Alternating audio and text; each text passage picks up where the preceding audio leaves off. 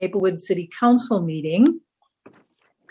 Couple of announcements tonight. The first announcement I'm going to read, it concerns our 911 system. And for anyone who is listening, this is important. This is a very important announcement. We are currently experiencing a 911 system outage in Ramsey County. Other local dispatch centers are also experiencing a 911 outage.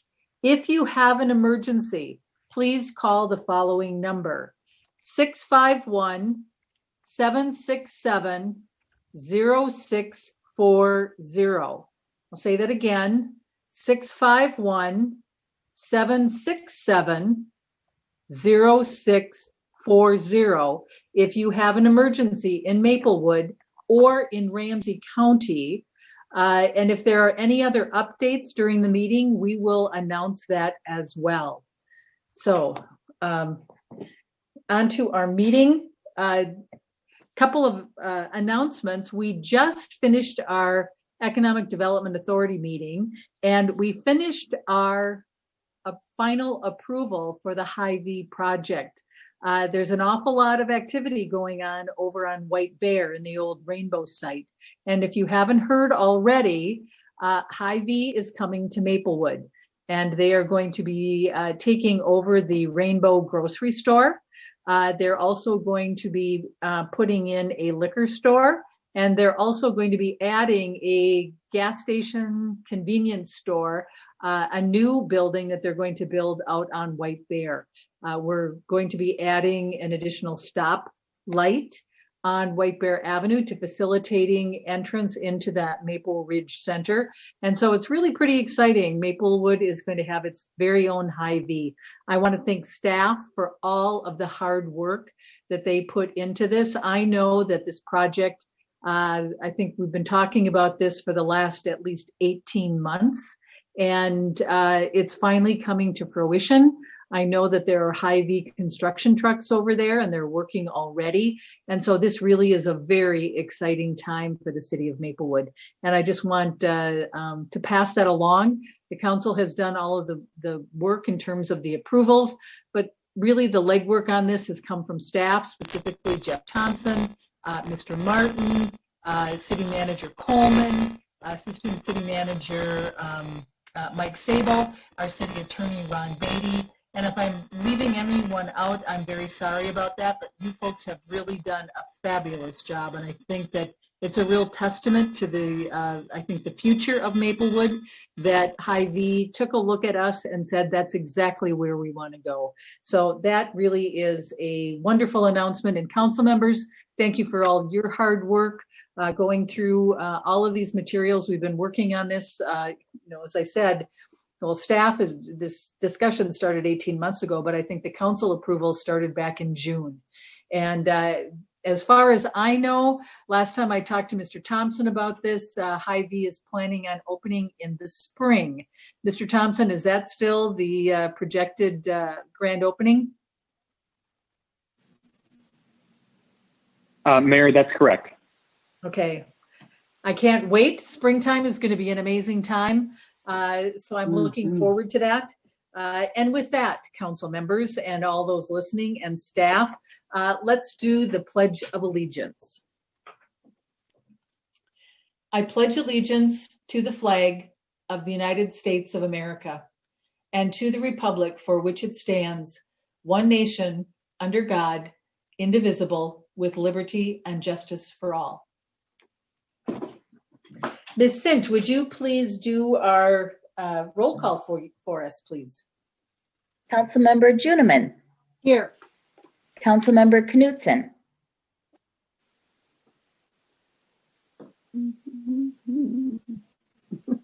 Councilmember Knutson.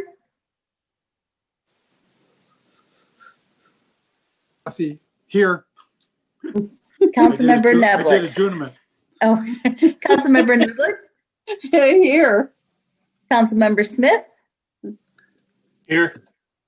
Mayor Abrams. I am here as well. Moving on our agenda, do we have a motion to approve the agenda? So moved. Second. Moved by Neblett, seconded by Knutson. Motion to approve the agenda. Any further discussion? I will ask each one. Councilmember Neblett, No. Councilmember Juniman. Yes, I have one council presentation, city cleanup. Okay. Councilmember Smith, No, thank you. Councilmember Knutson. No, thank you. And I will add the Rice Larpenteur Alliance event that happened this last weekend on Saturday. Okay, in terms of a vote on the approval of our agenda, Councilmember Neblett, Aye. Councilmember Juniman, Aye. Councilmember Smith, Aye. Councilmember Knutson, Aye. and I vote aye as well. Next item, approval of the minutes of the September 14th, 2020 City Council meeting. Is there a motion? Approval. I move approval, sorry. Second.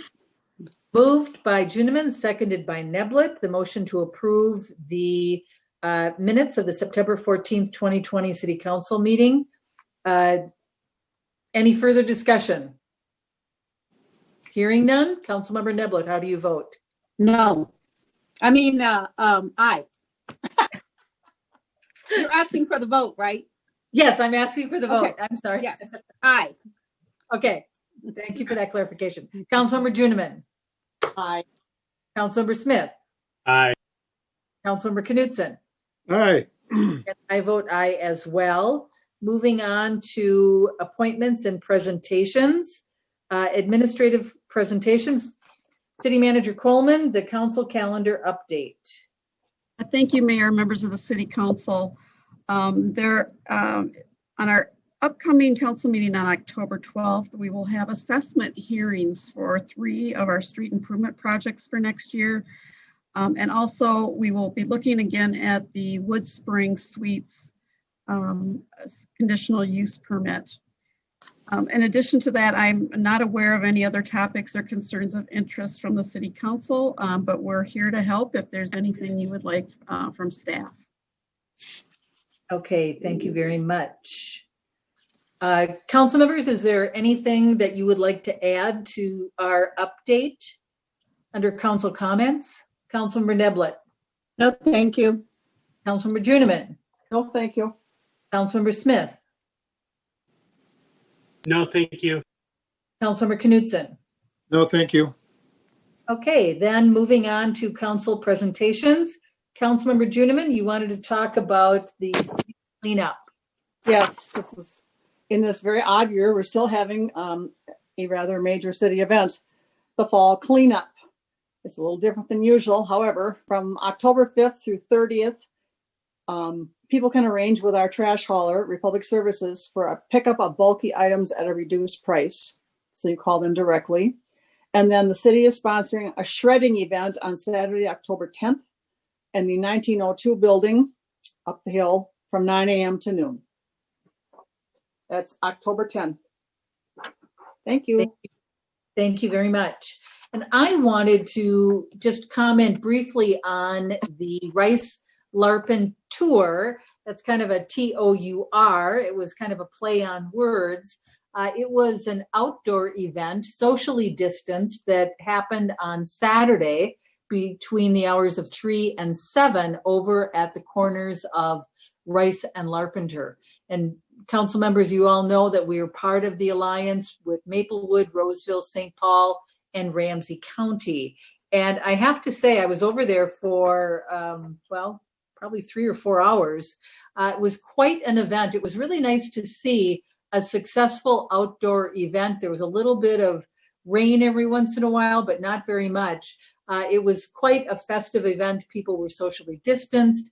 People had masks, and there was hand sanitizer all over. Rice Larpenteur was really the event hub. There was food tastings from a variety of different restaurants over there, including our newest location, our newest business over there, La Delicious Bread, which is a French bakery. They were giving free samples as well. I would encourage everyone to go over there and try their croissants. They are unbelievable. Roseville Church of Christ had hand painting and they had music. There was an event over at McCarran's County Park on the Roseville side where there was a public art installation at the picnic pavilion. The Montessori school did an open house and tours, and they had kids activities. Galilee Lutheran Church over there had food and sidewalk chalk. The Rice Street Gardens were playing garden bingo. And the Maplewood shops, there were free samples over with Caribou and Nepali Kitchen. And our public safety department was over there. And I have to say, I was very proud of them. We had the fire trucks over there. A lot of kids wanted to see that. And we had a number of police officers and firefighter EMS folks, and they were out playing football with kids in the parking lot. It was a great community engagement event and really lots of fun. So there'll be another one next year. Hopefully it will not be socially distanced, but it is possible to have successful events. It certainly takes an awful lot of work to put on, but it was a real successful event and a lot of fun. So with that, we are moving on to our next item, the resolution of appreciation for Ann Hutchinson, lead naturalist. City Manager Coleman, are you presenting this? Yes, Mayor, members of the City Council. Before I give the intro to this report, I would just like to update you that the 911 system outage has been corrected and we are now accepting calls again. Thank you. That's good news. Yes. So with regard to the council report, in your packet is a resolution of appreciation for Ann Hutchinson. She began her employment with the city back on September 10th of 1987 and is the city of Maplewood's first naturalist. Over her many years of service, Ms. Hutchinson has led the city's environmental education and operations of the Nature Center. She will be retiring from the lead natural position on September 30th, this Wednesday. And I would just like to say that I am grateful and have much appreciation for Ann and the service that she's provided to the city of Maplewood for 33 years. Councilmember Juniman would like to read the resolution of appreciation. And in addition, I believe that Ms. Hutchinson is on the phone too and would like to say a few words. Thank you, City Manager Coleman. Councilmember Juniman. Thank you, Mayor. Just for everyone's knowledge, again, think how long that is, 1987. And she's seen a lot of things change and has done wonders for our environmental education. We can never thank her enough for that. A resolution of appreciation for Ann Hutchinson. Whereas Ann Hutchinson was hired as one of the first naturalists for the city of Maplewood, beginning her employment on September 10th, 1987, and whereas Ms. Hutchinson has served faithfully in a naturalist and environmental educator capacity for over 33 years, and whereas the City Council, Environmental and Natural Resources Commission, and city employees have appreciated her experience, insights, and leadership in the city's environmental education and the operation of the city's Nature Center, and whereas Ms. Hutchinson has freely shared her knowledge, skills, wit, and abilities during her service with the city, whereas Ms. Hutchinson has shown dedication to her duties and has consistently contributed to the betterment of the environment and education of our youth and adults on the importance of being good stewards of the land. Now, therefore, it is hereby resolved for and on behalf of the city of Maplewood, Minnesota, and all its citizens, that Ann Hutchinson, lead naturalist, is hereby extended our gratitude and appreciation for her 33 years of dedicated service. Thank you, Ann. It's been a privilege to work with you.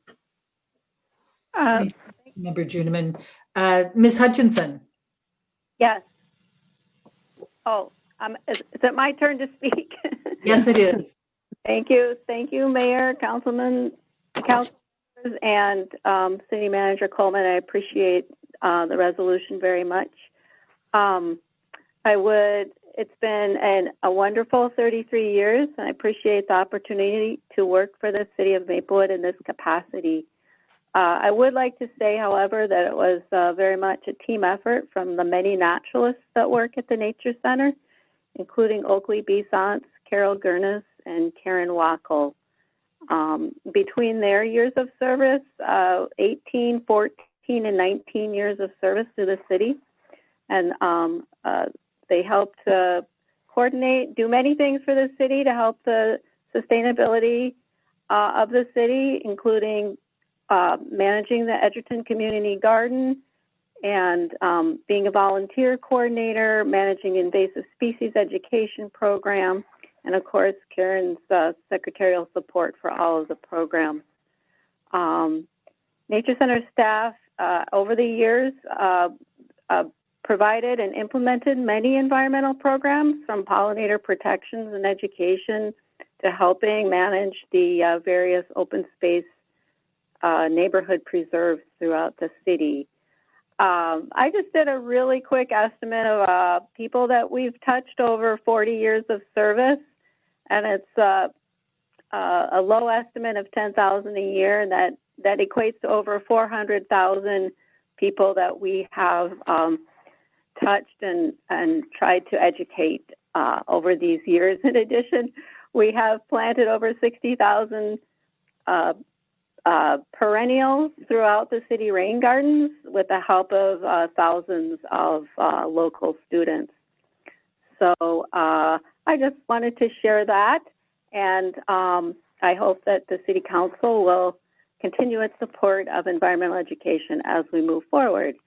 Thank you for listening to me and for the resolution of appreciation. Thank you, Anne, very much. I know that your work has been very important for the city, and wow, to think about 400,000 people that have been touched through our programming, that really is quite amazing. Council members, is there anyone else that would like to say something? Councilmember Neblett? I just want to say thank you.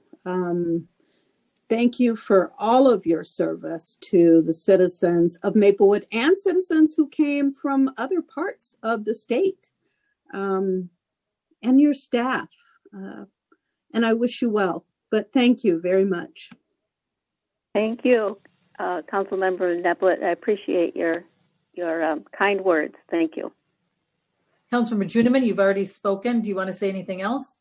Yeah, just one thing. When she was listing what they've done over the years, we need to keep this in mind as our Nature Center task force is moving forward with their goal. This is not something we can let go of, and it's a long heritage of wonderful educational opportunities and making us a very sustainable city. So again, thank you to them. Point well taken. Councilmember Smith.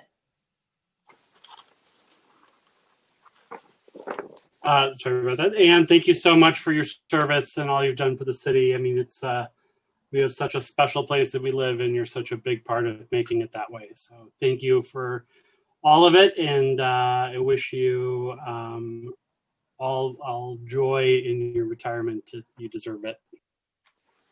Thank you, Councilmember Smith. I appreciate your kind words. Councilmember Knudsen. Yeah, thank you. A number of years ago, I encouraged my neighbor to sell his vacant land to the city for open space. Now I live next to acres of open space. So your legacy, Anne, I think will live on and on and on, and we all appreciate it. Thank you, Councilmember Knudsen. Appreciate that comment. Thank you. Anne, I hope that you enjoy your retirement. I believe you're a pretty active person, so I can't believe that you're going to, I think you're still going to be very, very active. But thank you again from all of us for your years of service and for all that you've done for our community members and for all of the regional partners that have, experienced our Nature Center and our programming. So thank you very much. Thank you, Mayor. I appreciate your kind words, and good luck to all of you as well. And yep, I got big plans for my retirement. It's going to be fun. Good. We like to hear that. Okay, moving on to our next proclamation. This is the council recognizes so many individuals. We just recognized Ann Hutchinson for her years of dedicated service to the city. We do many, many proclamations, and it just struck me that we have an entire public safety department that really has risen to the occasion during what I consider to be one of the most challenging times for a public safety department.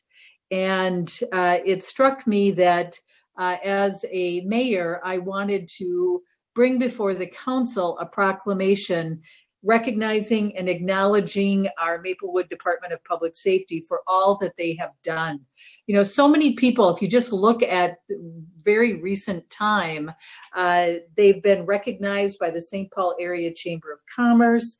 We had a life-saving award because Chief Lucan and Officer Kroll saved someone who was in full cardiac arrest, saved their life.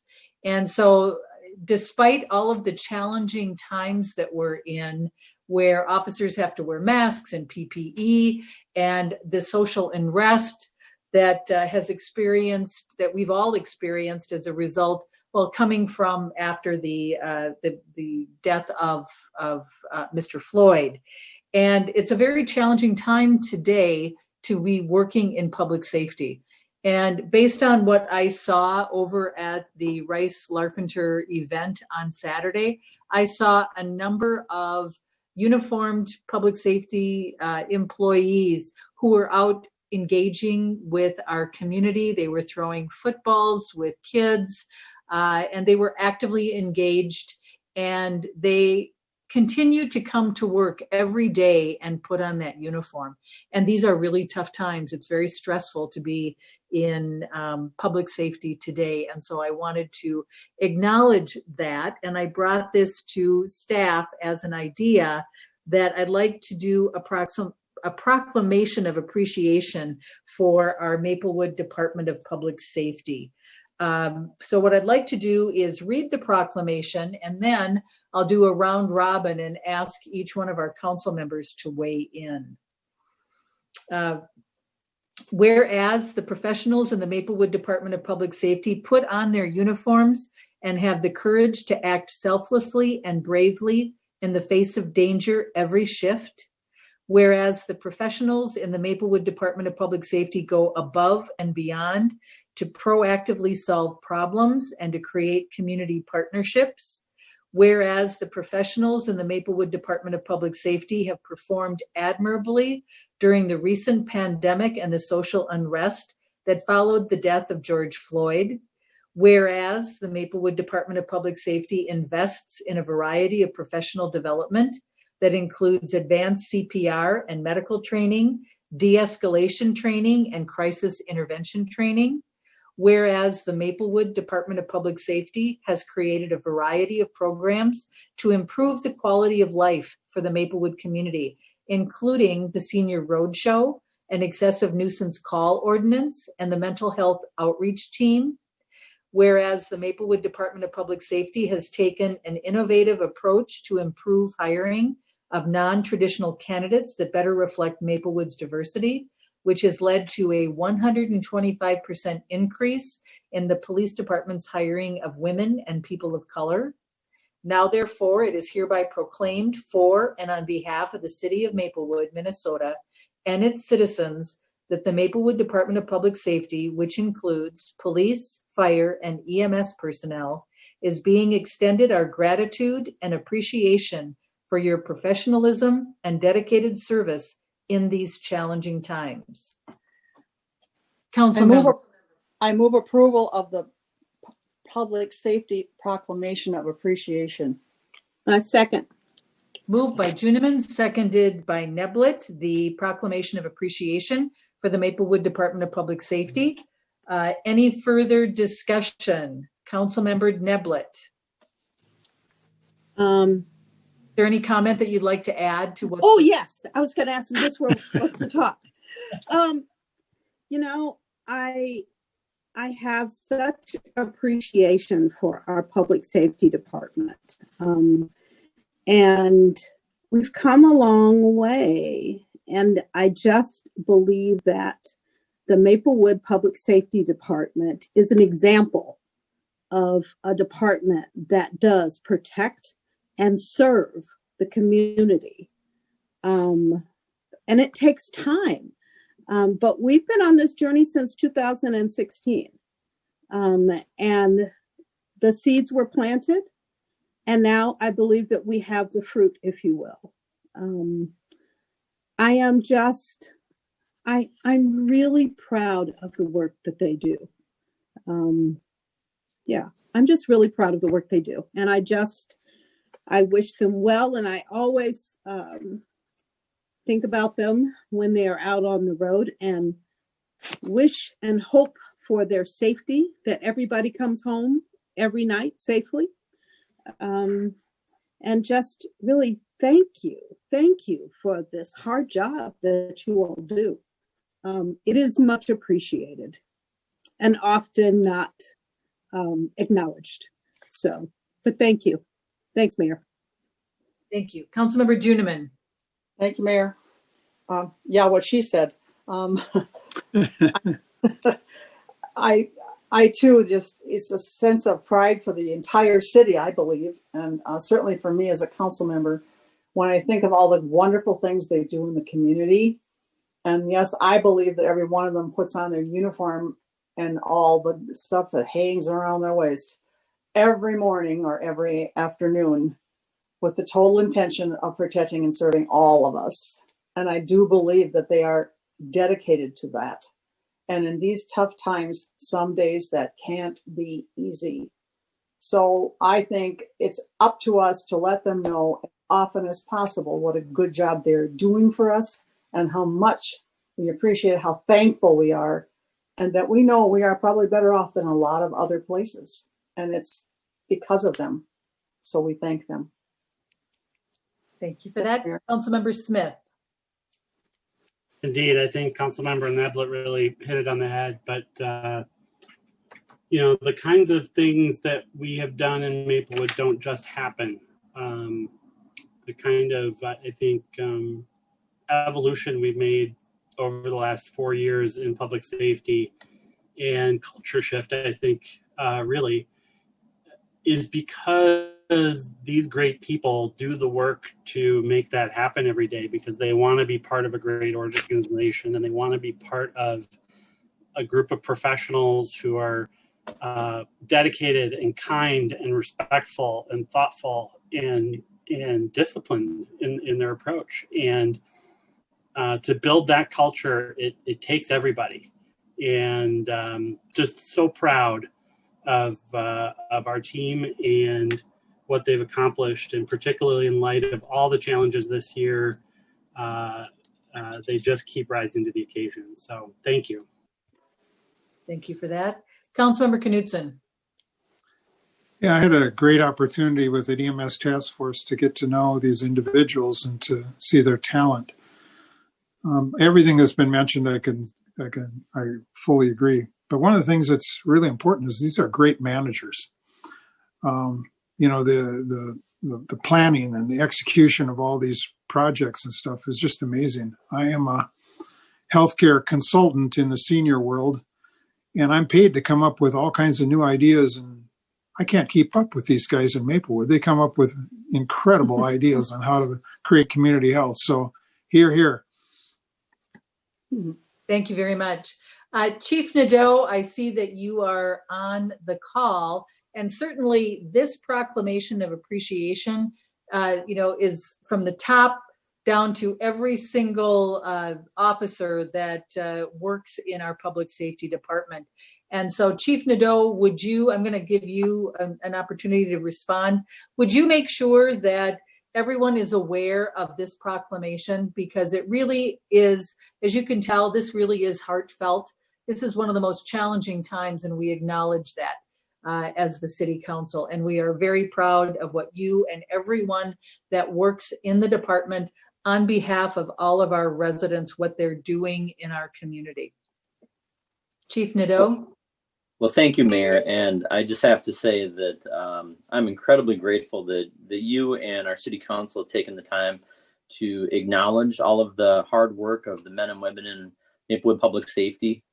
I'm very, very proud to be associated with Maplewood. And as you all know, no one gets into the public safety career field because they want to be millionaires. They do it because they want to make a difference in the lives of people.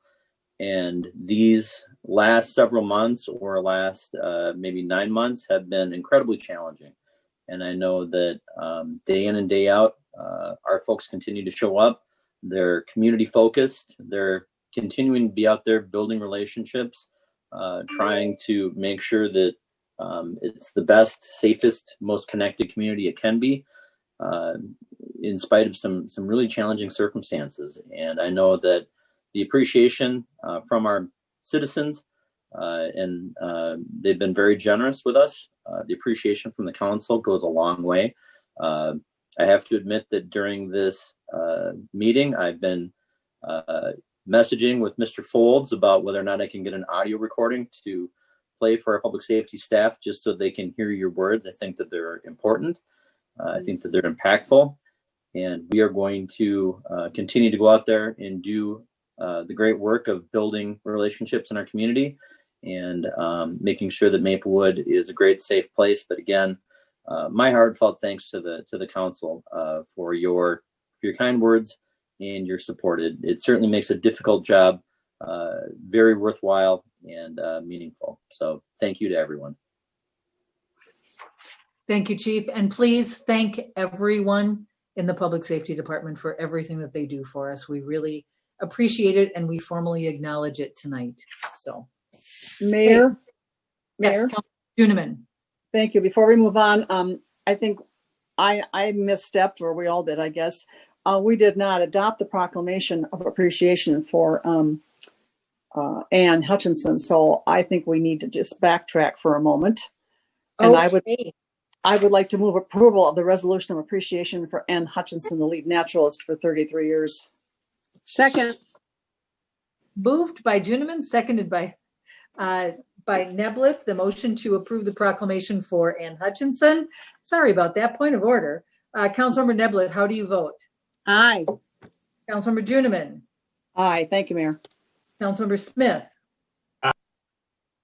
Councilmember Knutson. Aye. And I vote aye as well. I believe that, okay, let me ask you this question.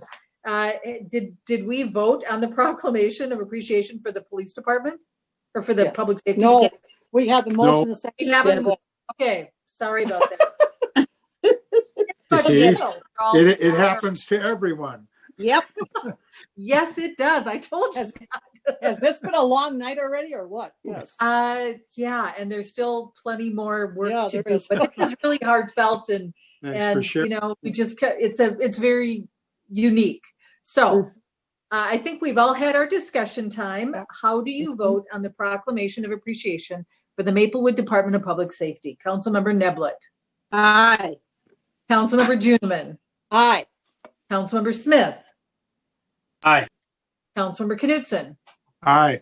And I vote aye as well. So thank you much, everyone. Moving on, we have our next grouping of commissioner interviews. We had 2 cancellations, the candidate at 7:15 and the candidate at 8:15.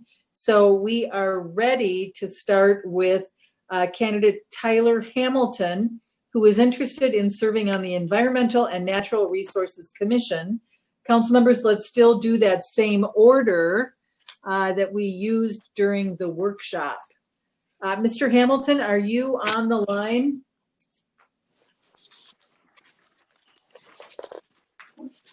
Mr. Hamilton, I have allowed you to speak. If you can press *6 on your phone, that will unmute yourself.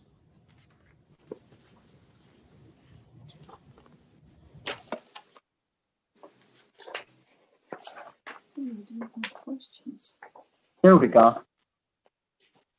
Good evening, Mr. Hamilton. Can you hear us? Yep, I can hear you. Okay, great.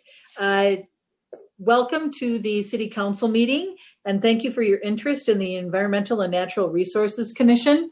We have 5 questions for you tonight.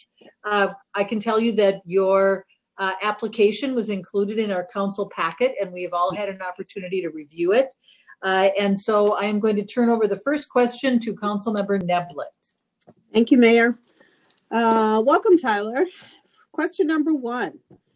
What do you feel you can bring to the Environmental and Natural Resources Commission, including your interests, your talents, your life experiences, etc.?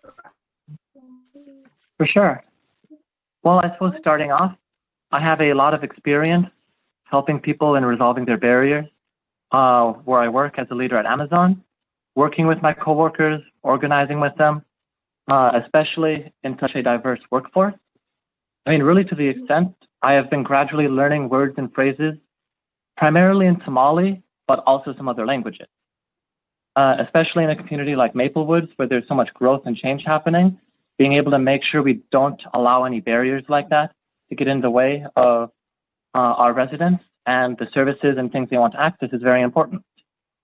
I'm a young person, I grew up here, I'm a working class renter, so there's a variety of different experiences and new viewpoints that I can bring to help us serve our community. I'm great at analyzing data, good at using tools to make it very understandable, and to allow our community to interpret it and understand it as part of any policymaking or outreach processes. So that includes things like doing graphic design work with Adobe Illustrator, using all sorts of macros, pivot tables, and stuff with Excel, and mapping software. Beyond that, there's just been general like community organizing and volunteer work I've done around the metro that has given me a lot of insight into different policies other local governments have tried that some have worked, some maybe haven't worked quite as well. All right, thank you very much. Councilmember Juniman, question number 2. Excuse me. Tyler, as you probably already know this, but we're going to ask you your experiences. The ENR Commission focuses on issues related to the environment, such as recycling, solid waste, stormwater management, wetlands, energy, and others. Please share your experiences working with one of these issues or other issues related to the environment. Oh, yes, of course. I mean, honestly, protecting our environment is, like, at a minimum, a huge elephant in the room for every young person in our community. Starting where I worked at Amazon, I've organized and worked with coworkers not just to improve working conditions, but we've also tried to work and lower our impact on the environment. So even like smaller things that are fairly easy to overlook. One example is through pressure, we got leadership to install fans around the warehouse, substantially improving air circulation. And it actually drastically brought our energy use down through our HVAC use, your heating, cooling, ventilation. I've gotten the senior leadership team at my warehouse to try to apply for some grants to install electric vehicle chargers at the warehouse. And another thing that we've been working on at work was pressuring Amazon to preserve bus service to us, since there's a lot of associates that I work with who rely on transit, which is far more environmentally friendly. But sometimes, especially with transit, it requires a little bit of work to make sure we keep it. Outside of work, there have been a variety of different organizations that I've worked with, volunteered with. One of the things is trying to improve local environmental policy, putting on forums and community meetings, but also doing things like community cleanup, get a group of people, go remove trash, go to green spaces, some simple beautification projects you can do, working with planters, having more greenery, flowers, rainwater gardens. Some of you might recognize me because of the local political work I've done. And really, there's only so much that you can accomplish with smaller groups and institutions. And I think the importance of city level government is really underrated with what it does in so many policy areas. And environmental policy is a huge one.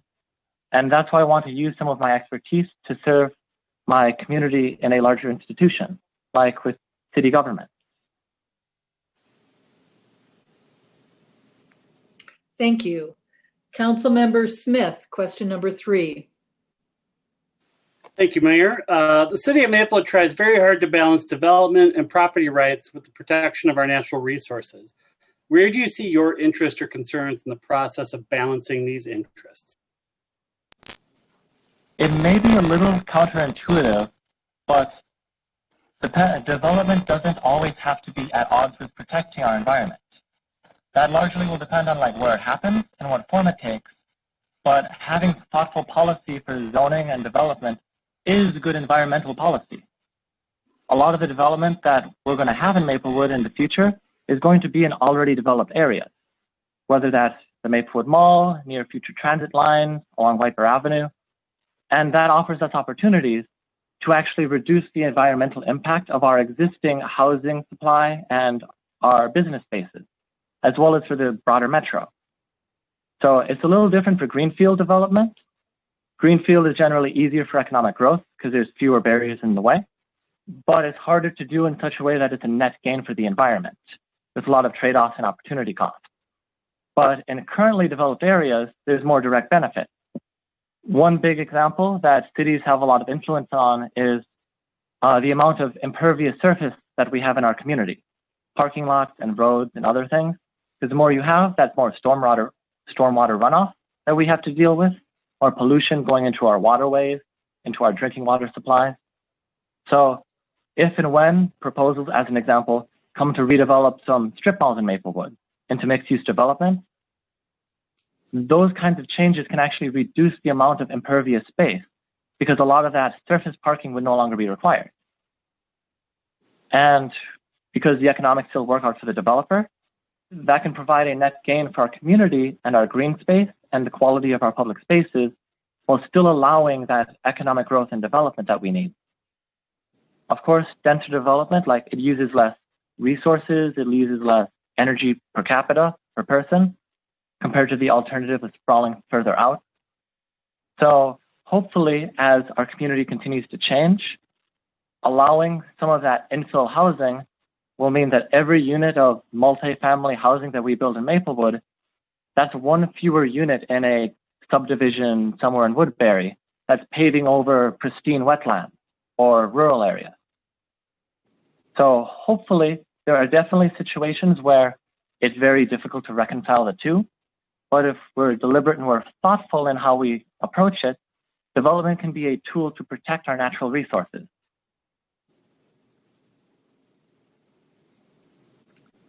Thank you. Councilmember Knutson, question number 4. Hey, Tyler, what types of environmental policies or practices has the city of Maplewood put into place that you feel have made a positive impact on the city?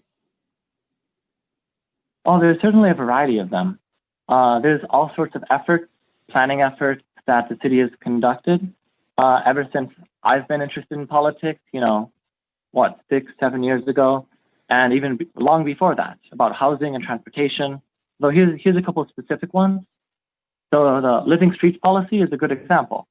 There's, walking around the city, there's many, many rain gardens that you'll see.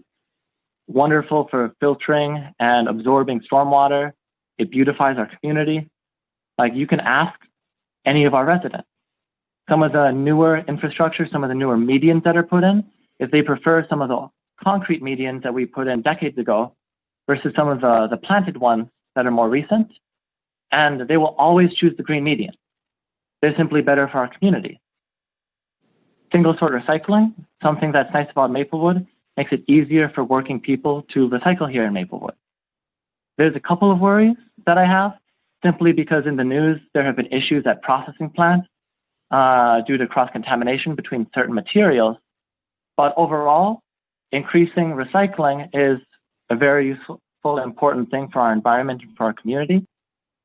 And organized trash collection should also get a shout out because Maplewood does it right. Over across the border in neighboring St. Paul, they just had a very protracted political battle over it. And they have a more complicated compromise system. And organized trash is undoubtedly good. It's good for our environment. It protects our roads. There's fewer large trucks spewing noise and air pollution in our neighborhoods. But even with all of those positive changes, we have done it at almost half the cost compared to St. Paul.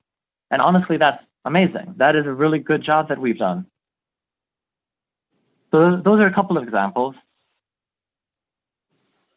Thank you. And the last question, what 2 environmental issues do you feel the ENR Commission should address for the city of Maplewood? So, of course, there's a variety of different things that where the city and our environment sort of interact for our community. But some of the biggest things are definitely housing and transportation, because those are such a large part of our economic activity.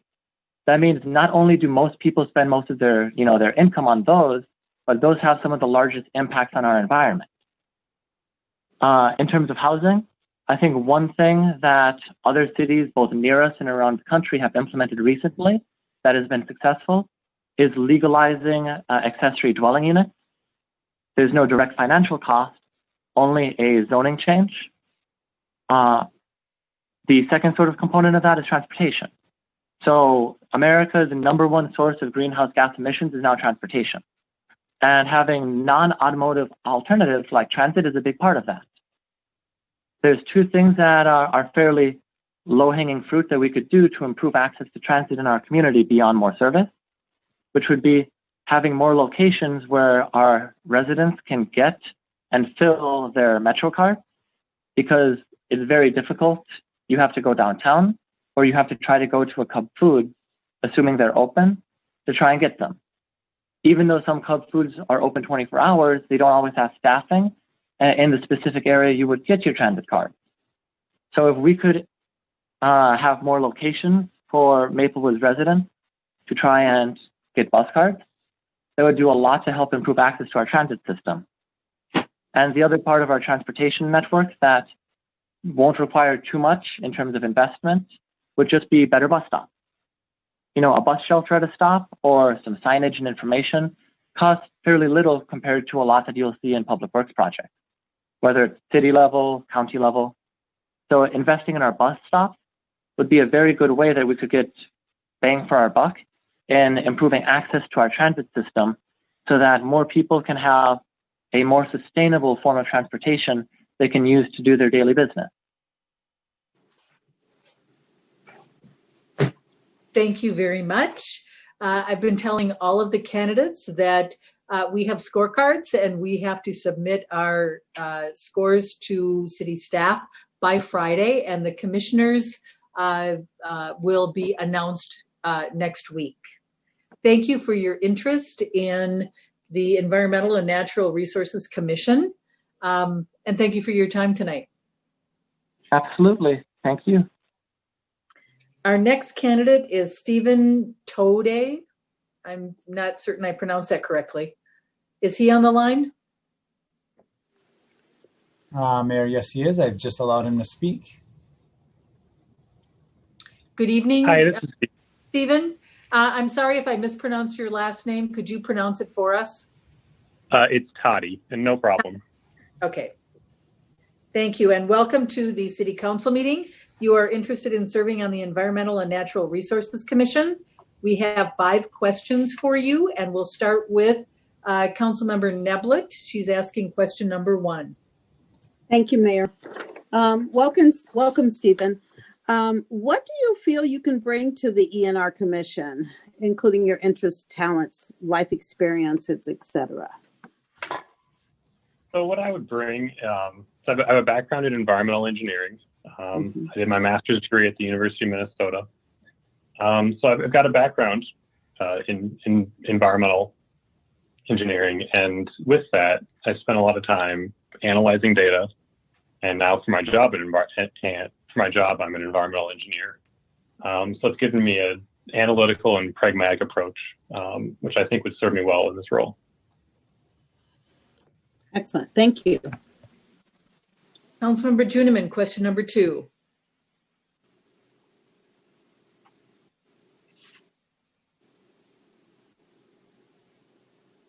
Sorry, my button doesn't like me.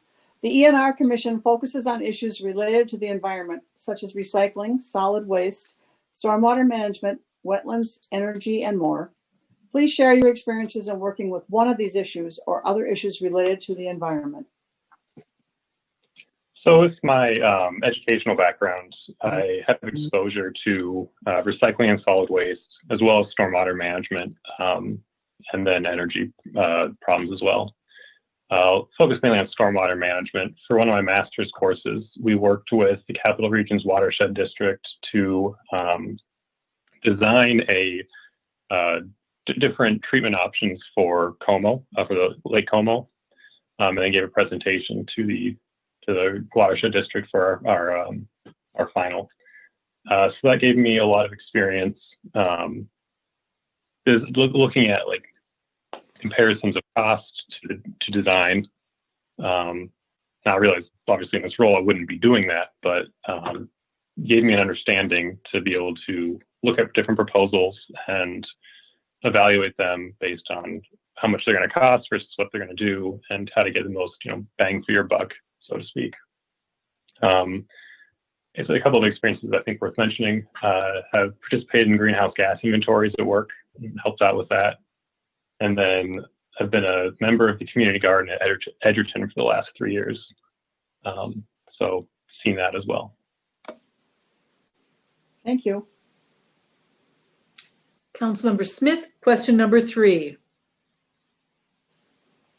Yes, the city of Maplewood tries very hard to balance development and property rights with the protection of our natural resources. Where do you see your interest or concerns in the process of balancing these interests? I think it's less of a balance and more that they go hand in hand. What's attracted us to Maplewood is all the green spaces and the opportunities to recreate outside. And that's something that will keep us here. So by protecting natural resources, it makes the city more livable and, in my opinion, helps keep people here because of all the opportunities.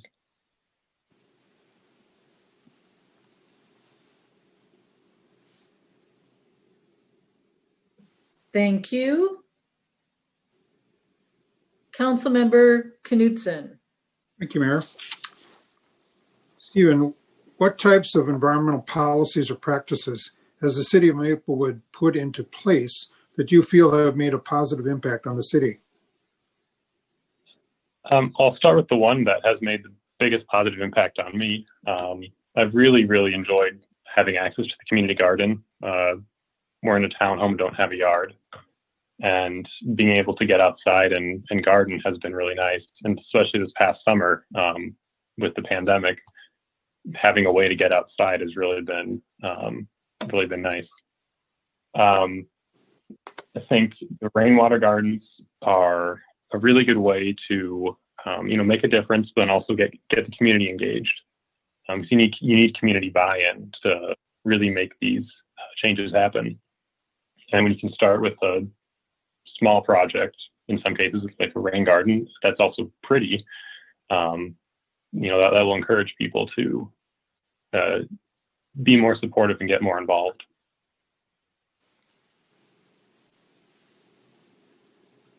Thank you. And the last question, what 2 environmental issues do you feel the ENR Commission should address for the city of Maplewood? To be honest, I don't know if I really have a good answer, because I think if I were to join the commission, at first my role would need to be to learn. And, I don't have any agenda, but I just want to bring my experience, educational background, work experience, and analytical skills to help out the city. So I think I'd, want to learn before coming up with any ideas. Okay, thank you very much. Council members are going to be submitting their score sheets by the end of the week, and the new commissioners will be announced next week. Thank you for your time and for your interest in serving our community on the Environmental and Natural Resources Commission. Thank you. Our next candidate is Stacy Yoakum, and she is also interested in the Environmental and Natural Resources Commission. Mr. Foles, is she on the line? Mayor and Hi, Council, she is. Stacy. Hi, Stacy. Can you hear us okay? I can. Welcome to the Maplewood City Council meeting. We have Thank 5 you. questions concerning your interest in the Environmental and Natural Resources Commission. Councilmember Neblett. All right, thank you, Mayor. Welcome, Stacy. Question number 1. What do you feel you can bring to the ENR Commission, including your interests, talents, life experience, etc.? So the first thing I'll say is care for the environment and for people. So listening to different perspectives and including all voices. And I've been learning about our native vegetation here in Minnesota and converting my yard into include only native plants and trees, which has been interesting. And I teach Minnesota Studies this year in St. Paul Public Schools, and I care deeply about our state and our future. I serve on a committee called Climate Justice, which includes environmental lawyers and business people that use their business experience and to help develop climate-friendly alternatives to energy and waste management, and people who have spent their lives educating the public about environmental issues. And the reason I feel that's relevant is because I'm really learning a lot from them. Thank you. Councilmember Juniman, question number 2. Thank you, Mayor. Stacy, the ENR Commission focuses on issues related to the environment, such as recycling, solid waste, stormwater management, wetlands, energy, and others. Please share your experiences in working with one of these issues or other issues related to the environment.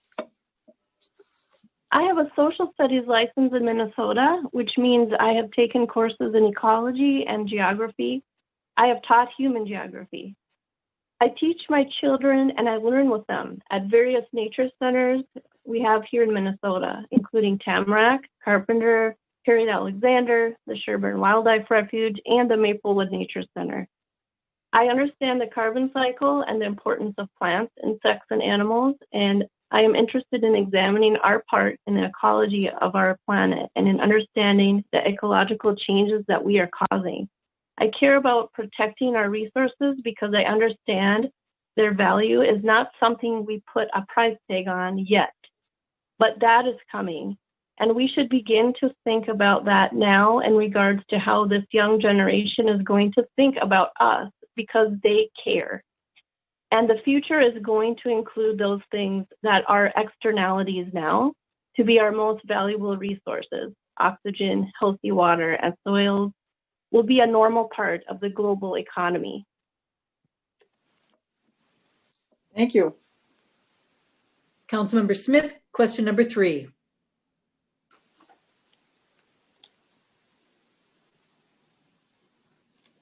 So the city of Maplewood tries very hard to balance development and property rights with the protection of our national resources. Where do you see your interest or concerns in the balancing of these interests?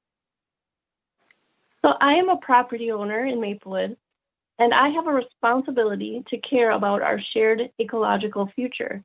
This concern gives me joy, and that I'm learning what is helpful rather than worried about what is easy for my immediate financial needs. Property owners have responsibilities, and their decisions impact us all. I'm a voice for environmental concern because at this point in time, we need to show care and concern for our air and water, as I've already talked about. But we also need to protect natural areas for mental health reasons. Everyone knows what I mean by this, since most affluent in our society buy properties out of cities and natural areas for them to enjoy for mental health reasons. So environmental conservation is an equity issue. It serves us all. Clean air, water, land, and natural unspoiled areas and parks are equity issues. We need places to live. We need to have homes. So we need to have developed areas that are, we have places that are already developed, like the mall area that's already developed. So many areas like parking spaces and those types of areas that we already have developed. And we need to save undeveloped areas for a future global economy. I recently worked with a developer who is building behind my house here in Maplewood to ensure that they will carefully be considering the watershed, and they will be, and the wetland area. And I was requesting that they should be proud to use native Minnesota vegetation in their landscaping. The area is going to be an asset to the community because it will add needed housing while preserving the wetland and bird habitat. In the past, they would have simply filled in the wetland and jam-packed buildings in there. But thanks to an understanding of science that we have here in Minnesota, the watersheds are now protected. So the building that will be happening back there will be valuable for all of us. Thank you. Council members Knudsen. Thank you, Mayor. Stacy, what types of environmental policies or practices has the city of Maplewood put into place that you feel have made a positive impact on the city? Yeah, so encouraging rain gardens and native vegetation sales in the catalogs that we get, or the newsletters, I mean, and offering promotions for people who make this choice, and then also environmental education offerings in the newsletter. Thank you. And the last question is, what 2 environmental issues do you feel the ENR Commission should address for the city of Maplewood? So in regards to education about clean water into the future and in the reality of the new global economy, I think education and encouragement of native planting for businesses, which we already are, we have a lot of really good things going here in Maplewood. We see so many areas where there's beautiful gardens, but I think we could do even more with that, encouraging and promoting rain gardens for businesses, and also education about less chemical use in yards and pride in Minnesota vegetation and the biodiversity that it brings. But also listening and caring and concern for all parties in whatever issue that we're discussing and learning. Thank you very much.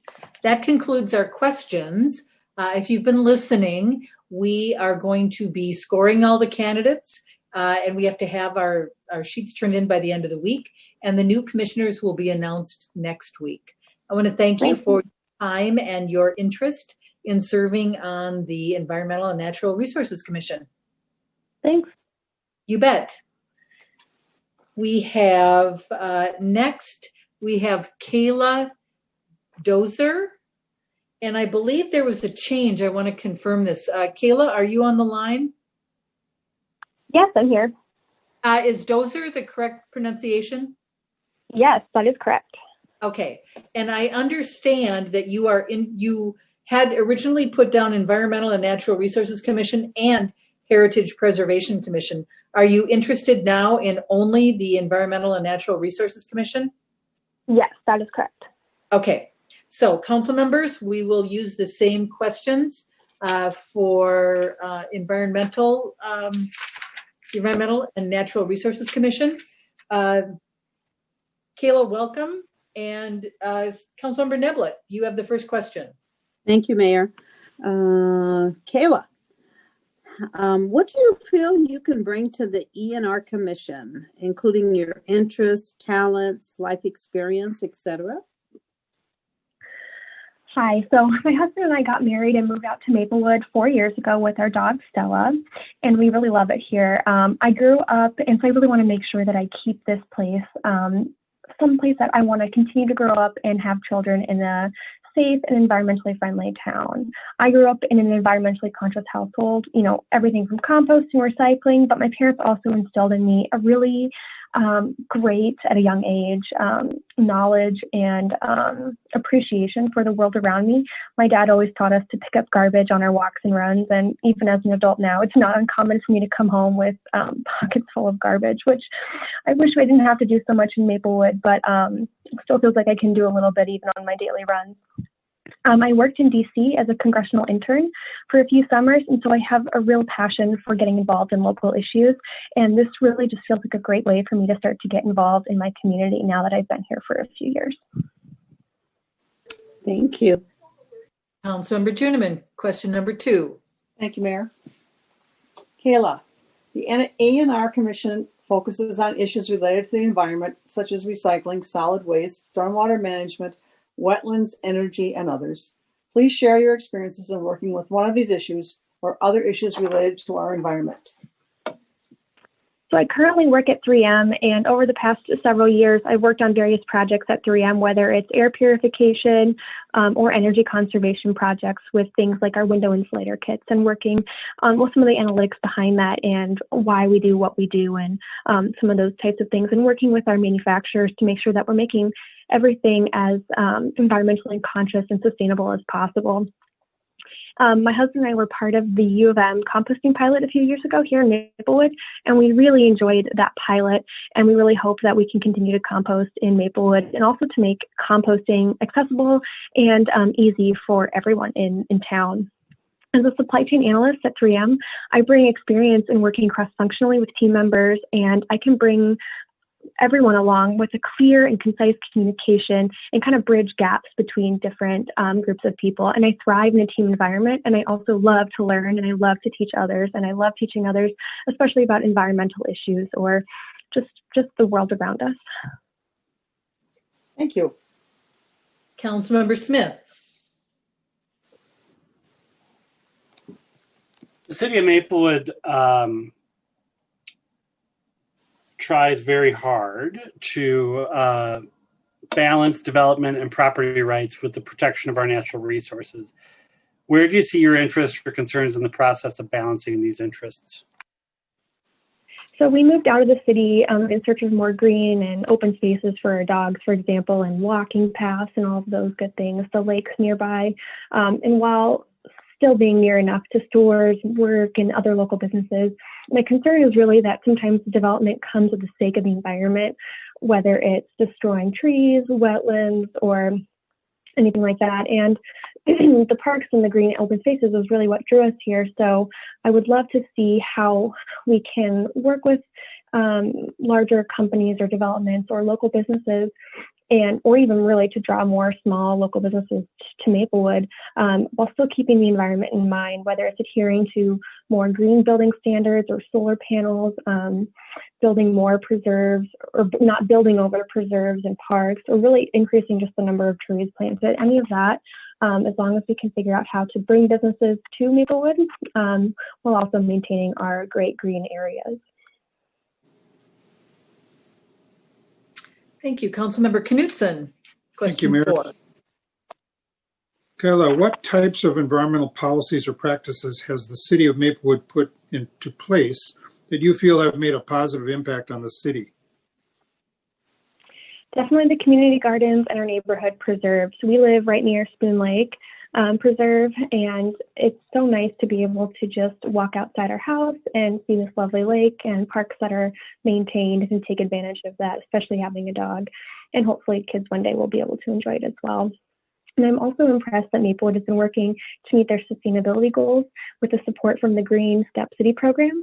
And that's really cool, as we're working to improve on the number of trees, solid waste composting, number of solar panels, all of that great stuff. So that's really good to see. Thank you. And the last question is, what 2 environmental issues do you feel the ENR Commission should address for the city of Maplewood?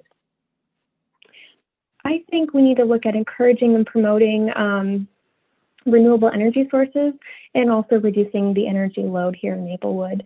Doesn't feel like we spend a lot of time on that, and I think that there are opportunities for that.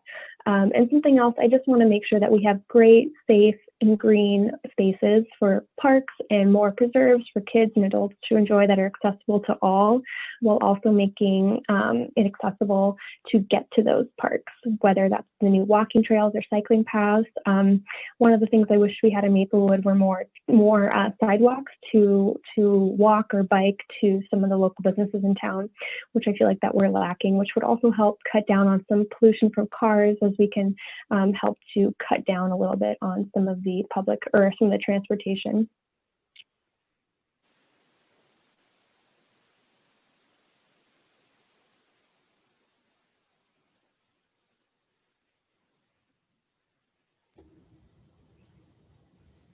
Mayor, if you are speaking, you are muted.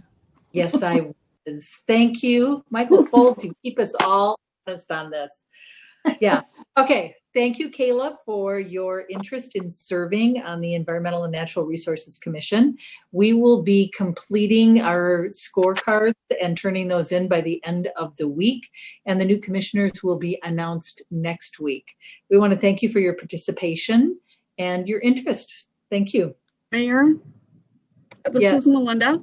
I just wanted to let you know that Kayla had also applied to be on the HPC. Right. We already asked her about that. And you did? Oh, I'm sorry. I missed that. Sorry for the interruption. No, that's quite all right. I believe, Kayla, you indicated that you were only interested in environmental and natural resources. I just want to confirm that. Yeah, that's correct. Okay. Yeah, that's what I thought. Okay, very good. Thank you, Kayla. Thank you. And our last interview tonight is Megan. Megan, I'm not even going, let's see. I'm sorry, I don't know how to pronounce your last name. My apologies. Megan, are you on the line? Yes, hello. Hello, can you please pronounce your last name? My apologies. Oh, that's okay. It's Kissalishin. Kissalishin, okay. Kissalishin. Thank you very much for that. And welcome to the Maplewood City Council meeting. You are interested in two different commissions, Environmental and Natural Resources Commission and Heritage Preservation Commission. Is that correct? Actually, after thinking a lot about it, I think more of my passions lie with the Environmental and Natural Resources Commission, and I think if I were chosen to have a spot there, I would serve the community better. Okay, on environmental and natural resources and not heritage, correct? Yes, yes, okay. Thank you. All right. So we have 5 questions for you tonight. So council members, we're looking at the Environmental and Natural Resources Commission questions. Councilmember Neblett, you are first. All righty. Thank you, Mayor. Megan, question number 1. What do you feel you can bring to the Environmental and Natural Resources Commission, including your interests, your talents, your life experiences, etc.? So I am younger. I'm 25, and I've lived in Maplewood for about 9 years. So I have lived here longer, and I think being younger, I might have a little bit different perspective. I'm also in my last semester for my bachelor's degree. I'm studying with the U of M, and I'm majoring in family social science, which is kind of like social work. And then I'm minoring in public health and psychology. So I'm very interested in seeing how we marry together health and healing and the environment, because the environment definitely impacts those things. And I'm really interested in looking at all policies and decisions from more of a public health impact, and how policies and decisions affect low income and BIPOC individuals, because they tend to be more disadvantaged or more negatively affected. So I'm really want to come at things keeping in mind how it affects everyone that lives in our community. Thank you. Councilmember Juniman, question number 2. Thank you, Mayor. Megan, our ENR Commission focuses on issues related to the environment, such as recycling, solid waste, stormwater management, wetlands, energy, and others. Please share your experiences in working with one of these issues or other issues related to the environment. So currently I compost We are practically religious recyclers in our household. We're always reevaluating if what we're buying can be reused or if it's recyclable, or if we will eventually have to just put it in the trash. And we're really trying to mitigate our impact on what goes into the trash. And then I have raised garden beds, and I also every year have been trying to put more native perennial plants into my yard. And I've also just been paying more attention to what perennial plants are in my neighborhood and in our parks and our communities. And so more of a respect for nature as well. Thank you. Councilmember Smith, question number 3. The city of Maplewood tries very hard to balance development and property rights with the protection of our natural resources. Where do you see your interest or concerns in the process of balancing these interests? Honestly, I tend to lean more towards protecting the natural resources, but that tends to be because I think historically they haven't been protected as well as they should have been.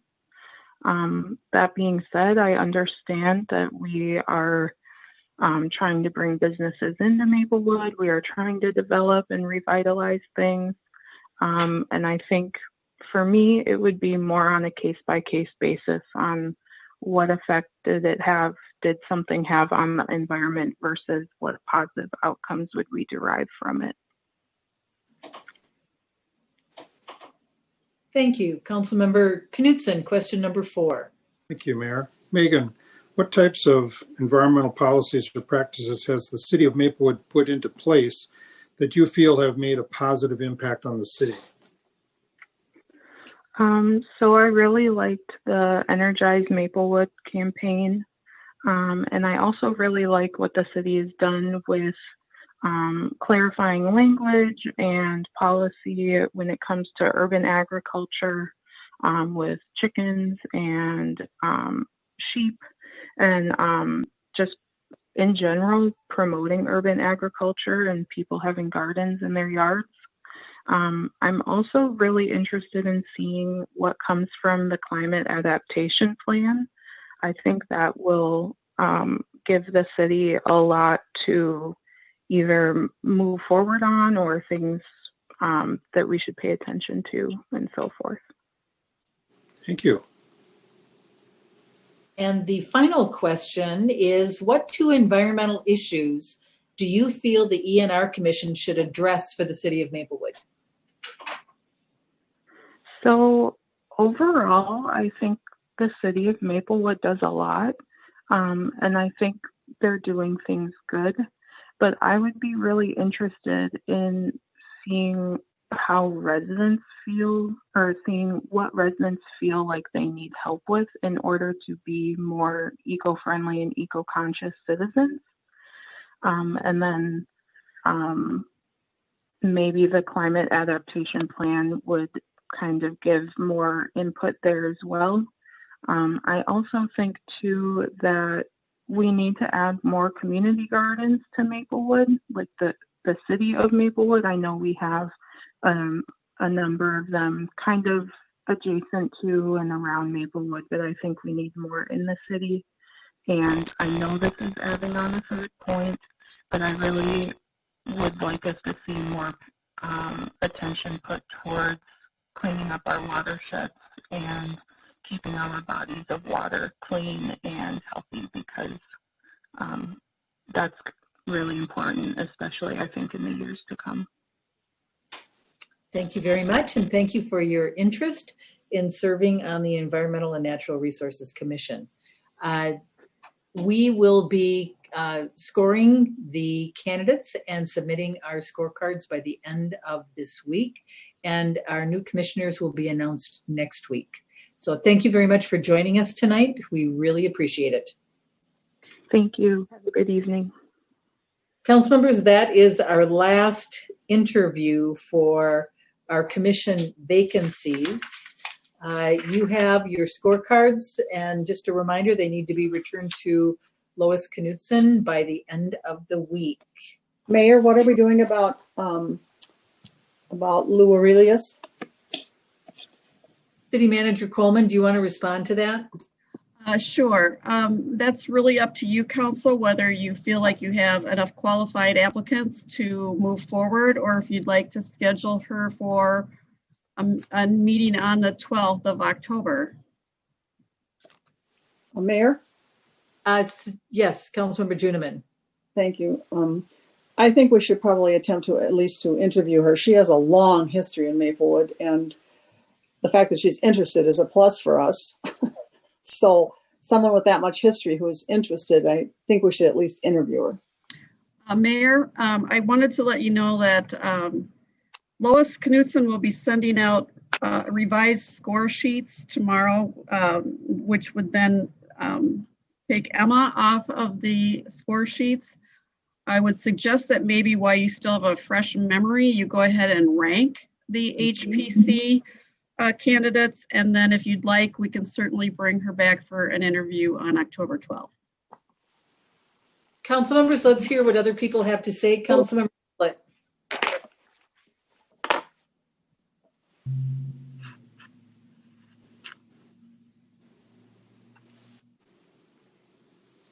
Councilmember Smith. We'll come back to Councilmember Neblett in a moment. Councilmember Smith. Oh, are you there? I'm sorry. I didn't, anyway. Yes, I'm here. Okay. Your thoughts about holding this over until the 12th? I guess I'm okay with that. I also want to echo what Councilmember Juniman said, for the simple fact that we have two openings on the Heritage Preservation Commission. And I think without talking to Lucille Aurelius, we would only have one other candidate. You know, that's a good point. Might I suggest that we score the Environmental and Natural Resources Commission that has two openings, the Housing and Economic Development Commission that has one, and the Planning Commission that has one, because those can go forward, and we hold over only the Heritage Preservation Commission. I would agree with that. Okay. Thank you. Councilmember Juniman, are you amenable to that?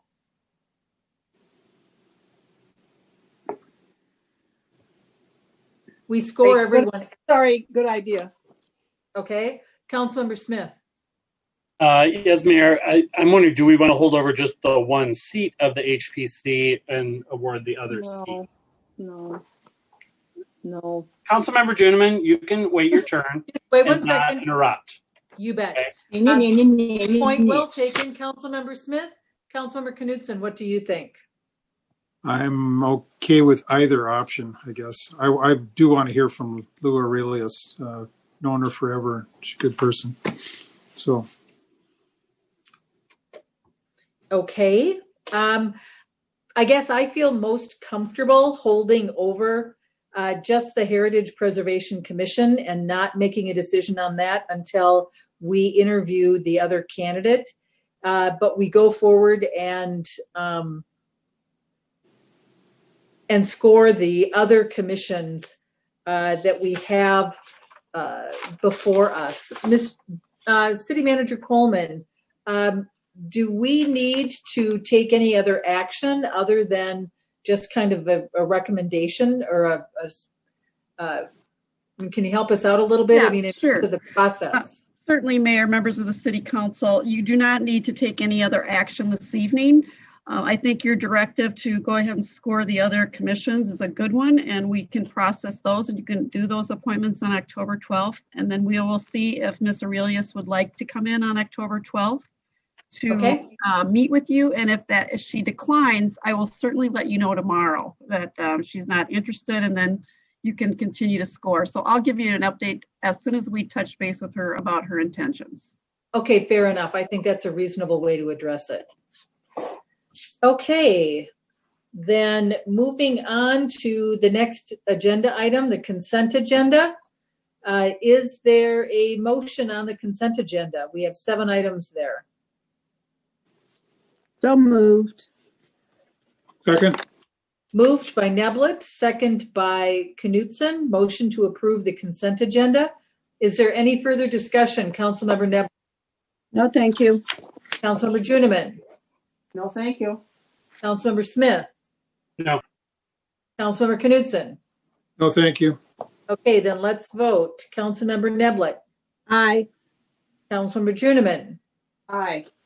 Councilmember Smith. Aye. Councilmember Knutson. Aye. And I vote aye as well. Moving on to public hearings, we have a right-of-way vacation adjacent to 1351 Frost Avenue. Mr. Thompson, this is your item, and I believe you have a PowerPoint for us. Thank you, Mayor. Can you see the presentation and hear me? Yes, we can. Okay. Thank you, Mayor and Council. So this application, we have actually received a request or a petition from the owners of 1351 Frost Avenue to vacate some unused right-of-way adjacent to the property that they own. It's a commercial site currently occupied by Maplewood Bakery. And you can see on this map, the highlighted in red, the area that is requested to be vacated. The map on your right here just again shows in kind of the gray hatching the proposed area to be vacated.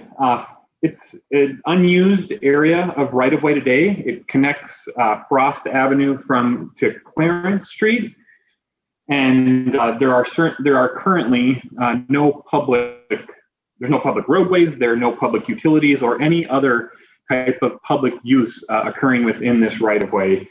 And the city has reviewed this and has not identified any future improvements, roadway, utility, or other purposes that we could put in right-of-way. We have not identified any of those that we need to retain this right-of-way for any future use. So with that petition, it does require a public hearing before the council. We did, as required by the statute, provide notice to all the properties that are within the plat on which this right-of-way was created. It is, just to note, it is a very large plat. It's one of the original neighborhood plats of Maplewood, and so we did have a significant notification area of owners about the public hearing this evening. After conclusion of the public hearing, we have included in your packet a resolution which would vacate this right-of-way or essentially approve the request as submitted, vacate the right-of-way permanently, and then ultimately that right-of-way would revert back, become part of the 1351 Frost Avenue parcel for future use on that site. So with that, Mayor and Council, I'm happy to answer any questions you may have. Okay, Councilmember, let's go through and find out if there are any questions. Councilmember Neblett. No, thank you. Councilmember Juniman. No, thank you. Councilmember Smith. No, thank you. Councilmember Knutson.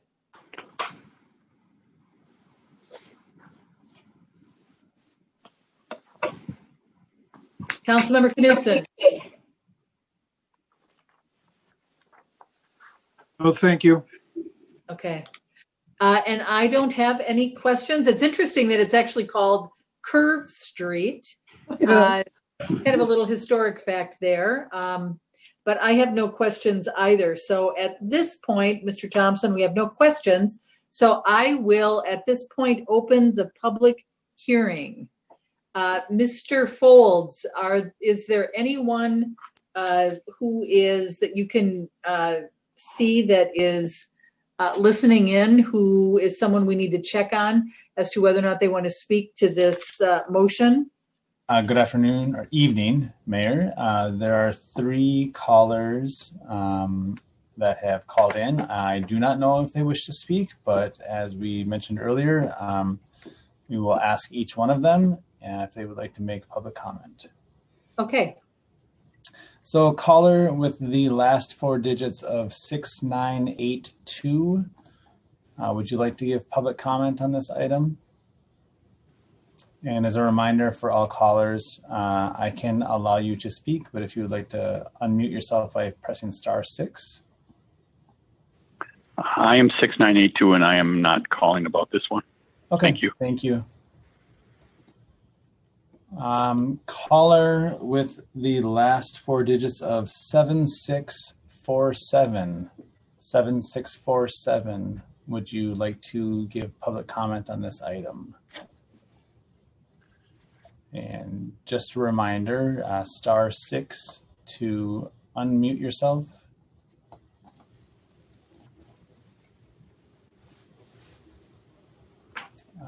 Mayor, we'll come back to them in just a moment. Okay. And the last caller I have is, I'm not sure which number you're using, Mr. Olson, but would you like to give public comment on this item? No, thank you. Great. Mayor, if you would permit it, I'd like to ask the caller that did not unmute themselves just one more time if they would like to give Yes, public comment. please. There they are. Yes, I hit the wrong button before. Yeah, this is Mike and Betty Schultz. We're the owners of the building, and we are requesting the vacation of Curve Street. So I don't know if anyone has any questions for us. You know, if there's anything else that you would like to say when we're all done after the public hearing, then I will ask for questions from the council. But is there anything else that you want us to know about this? Anything? No, not at all. Nope, not at this time. Thank you. Okay. Mayor, that is all callers then. Okay, then all callers have been spoken to concerning participation in the public hearing. Hearing no other people who want to speak to this, then I will close the public hearing and I will ask the council members if they have any questions or comments at this time. Councilmember Neblett. No, thank you, Mayor. Councilmember Juniman. No, thank you. It seems straightforward. Councilmember Smith. No question. Councilmember Knudsen. Oh, thank you. Okay, then at this point, I would entertain a motion. I move the resolution vacating the portion of Curve Street north of Frost Avenue and west of Clarence Street. Second. Moved by Juniman, seconded by Neblett. The motion to approve the public right-of-way vacation resolution for the unused Curve Street right-of-way north of Frost Avenue and west of Clarence. Is there any further discussion? Hearing none, then let's vote. Councilmember Neblett. Aye. Councilmember Juniman. Aye. Councilmember Smith. Aye. Councilmember Knudsen. Aye. And I vote aye as well. Mr. and Mrs. Schultz, you have your vacated right-of-way. Mm-hmm. Thank you very much. Mm-hmm. You're very welcome. Moving on, we have no unfinished business. We have new business. Mr. Thompson, this is yours as well. This is the conditional use permit resolution for Boaters Outlet. Thank you, Mayor and Council. Back in 2017, the City Council approved several development or land use requests from Boaters Outlet to locate their new facility in Maplewood, on the west side of Maplewood, along Rice Street. The owners, after that approval, the owners did construct the building, the parking, as well as the outside storage on that 2000 Rice Street parcel as approved by the council in that 2017 CUP.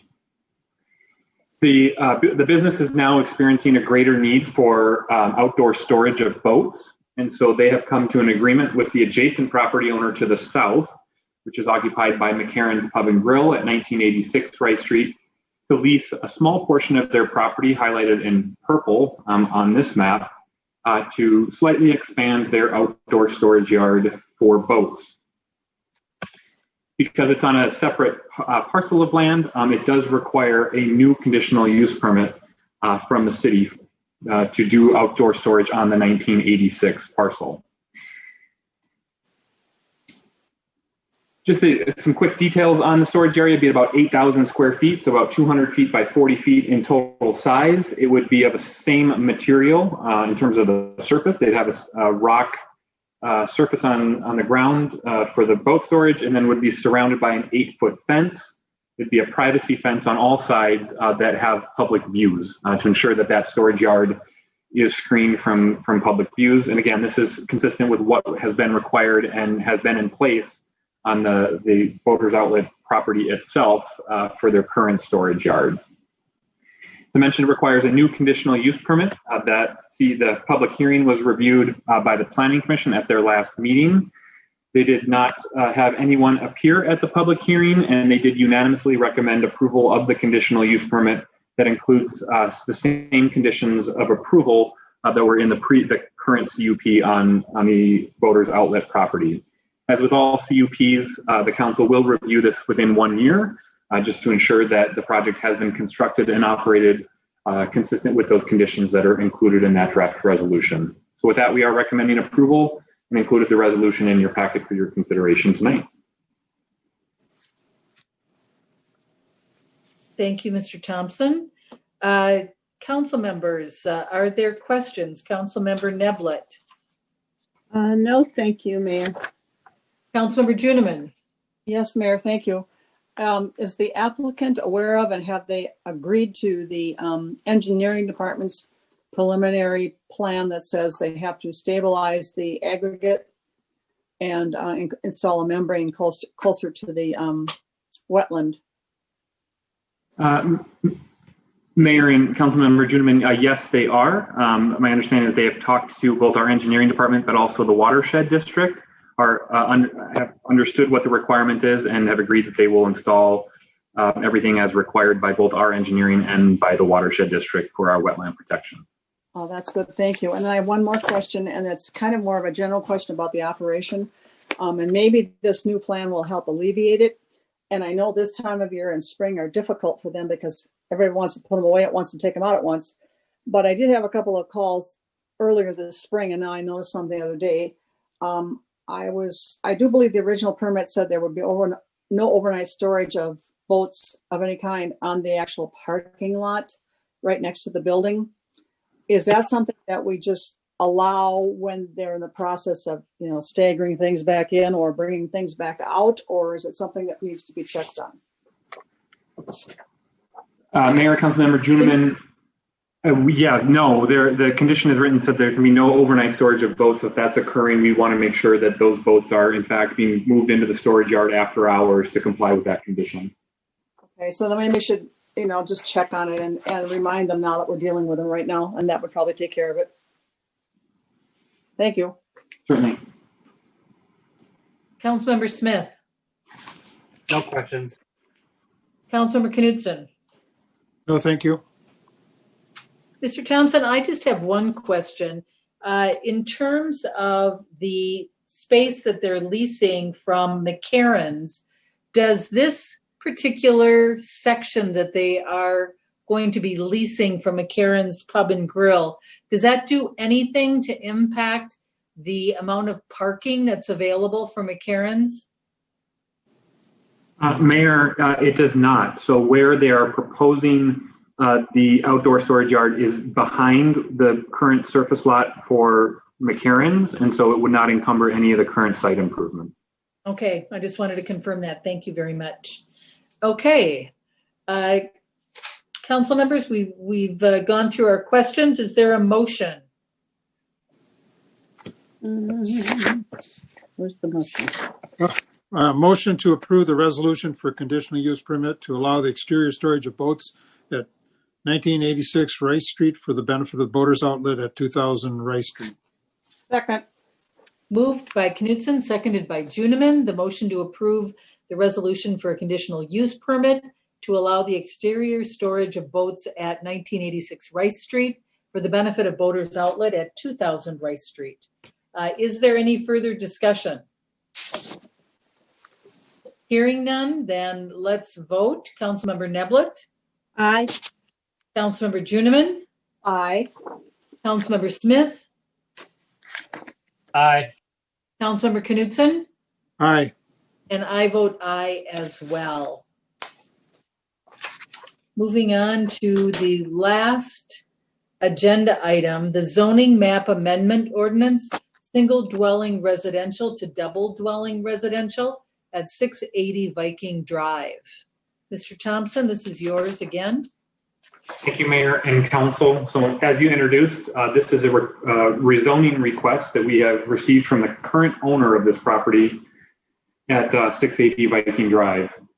I thought it'd be helpful as the council reviews this to review a bit of the history on this property and how we are where we are today in terms of the current use of the property and the rezoning request before you.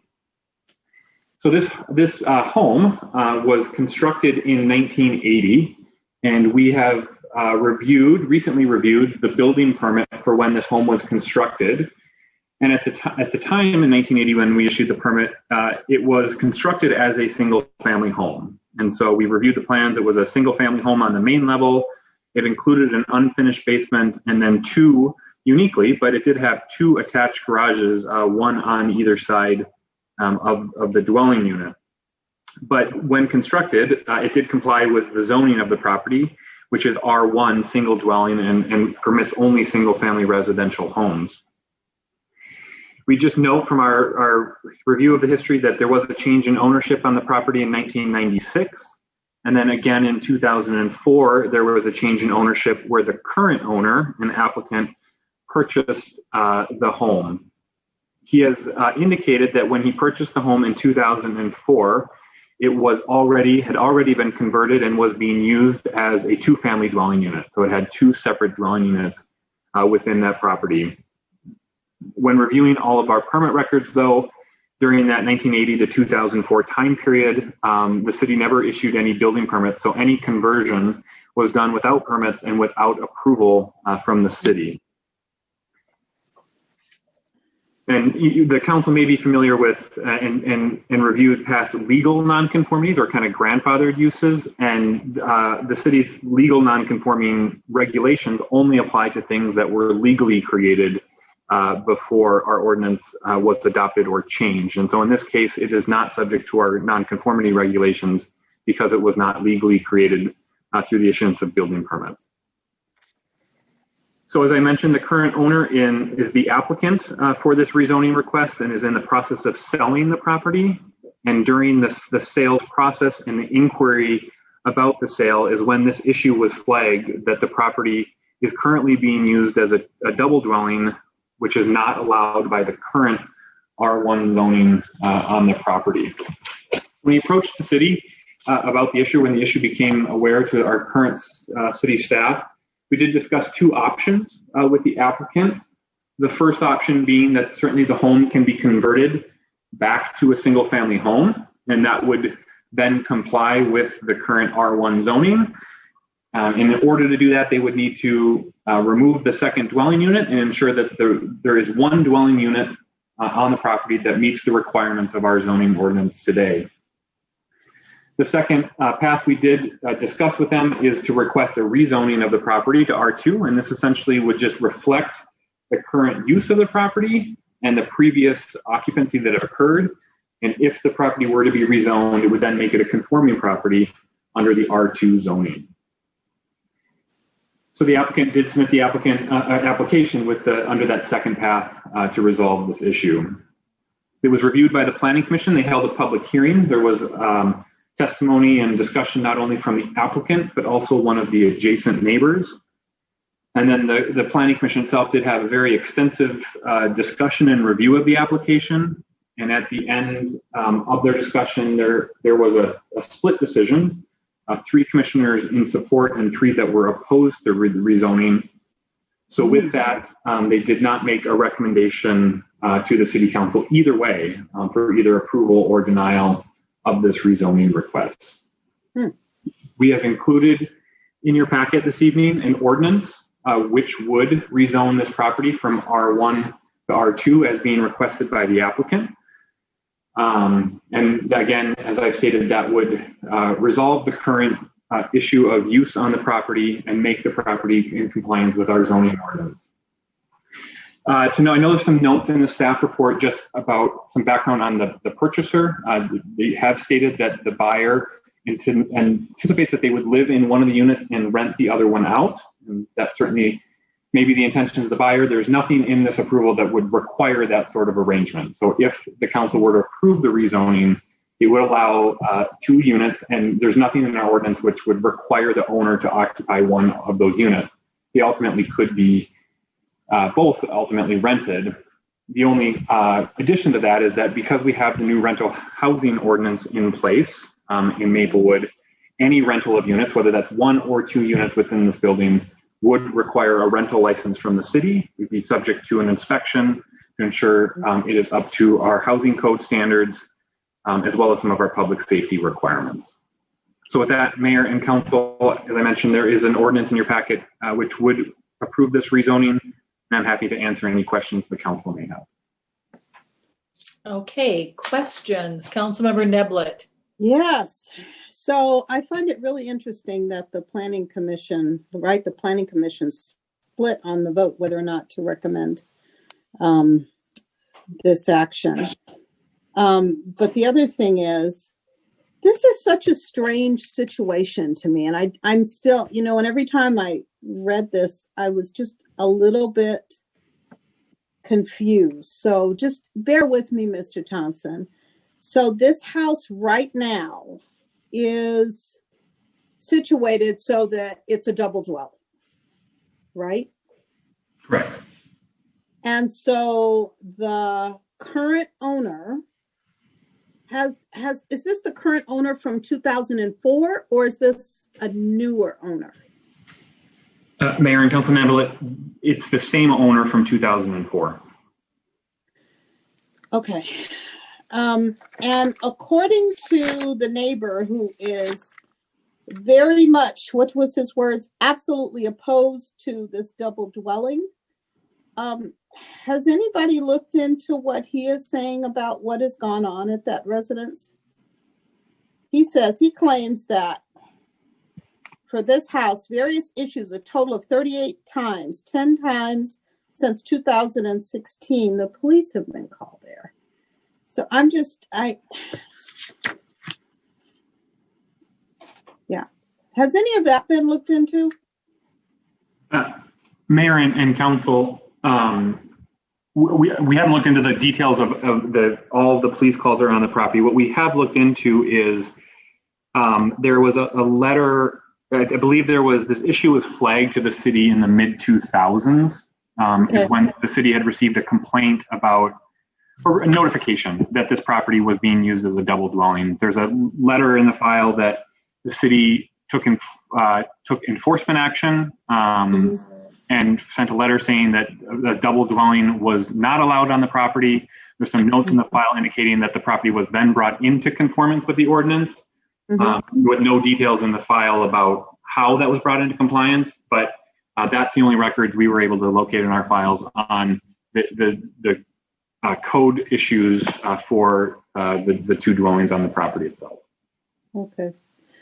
It's just very, it's a little perplexing, this one, but interesting. That's all I have for now. Thank you for those answers, Mr. Thompson. Councilmember Juniman. Thank you, Mayor. Since I've been around, we've had a couple others of these in the past, and they're always, to quote Sylvia, perplexing. I personally don't think there's any problem with a double dwelling in an R1 zoning as far as does it fit. I'm with her. It's what behavior is being generated, but that could be true also of a single family home with only single family occupancy. And I would be a little concerned as well if it weren't for what Mr. Thompson referred to as I actually have 2 new ordinances that would affect this property that should be safeguards, I would think, for the city and the neighbors, that being the one for excessive calls for service from the police department, and then the fact that we're having rental licensing I would think, build some safety into this. I'm not thrilled that they just decided to do this somewhere along the line and it happened. Like I said, having sat through 2 of these before, I remember what this does. But on the flip side, I don't think it's that fact the property has double occupancy. I think it's about the people who live there and how they behave. So they're not really related. So I guess I was a little perplexed too, Sylvia.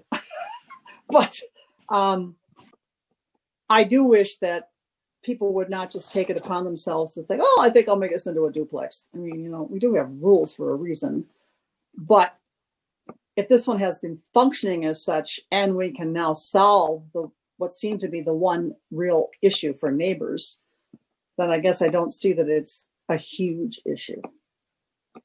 So I don't know if we need to do any more, historical digging, if you will, on the nature of the police calls, or if because we have a new safety, we can just let it go. I don't know what the rest of you think.